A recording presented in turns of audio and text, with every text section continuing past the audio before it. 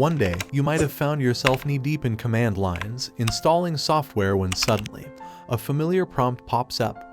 Press any key to continue, and a question lingers in your mind. What is the point of this pause? In this video, we will unravel the history and share a few laughs about this seemingly simple yet mysteriously elusive prompt that has puzzled computer users for decades. But before we begin, if you are new here, don't forget to click the red subscribe icon with the bell and support us with a thumbs up. Let's get started.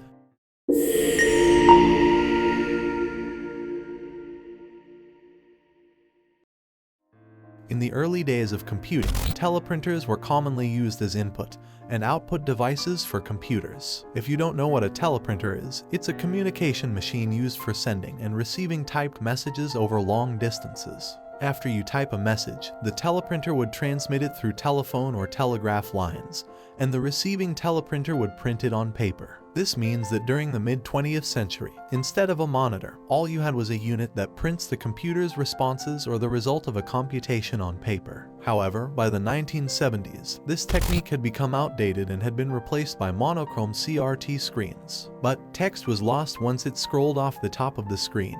To address this issue, developers proposed pausing the procedure after displaying one screen of data so that the user can read the results before pressing a key to move on to the next screen. Because operating systems were text-based and didn't have graphical interfaces back then, there was no scroll bar to allow you to see numerous screens of data. And so the iconic prompt "press any key to continue" appeared, serving a similar purpose to the more modern "click next to continue" in graphical user interfaces today. In contrast, it wasn't totally accurate because the majority of computers' modifier and lock keys didn't work with it, and it caused other hilarious problems in addition to the one it solved. A developer manual for Apple computers from 1982 warned, "Do not tell the user to press any key." On the Apple II series computers, you cannot read every key by itself, reset, shift, control.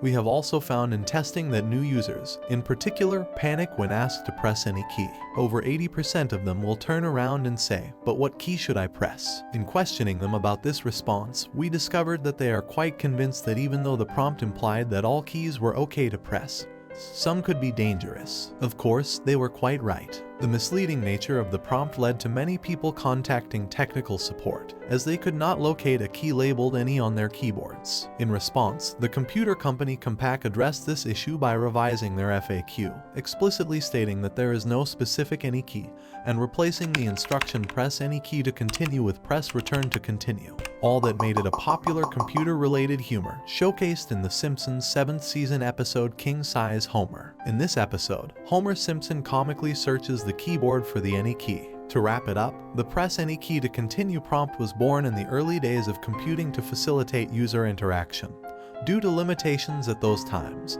and became a source of confusion and amusement because of its misleading meaning. So, next time you encounter it, remember the history and enjoy the simplicity of technology's evolution. Thanks for joining, and don't forget to subscribe, hit the bell icon, and give us a thumbs up. See you.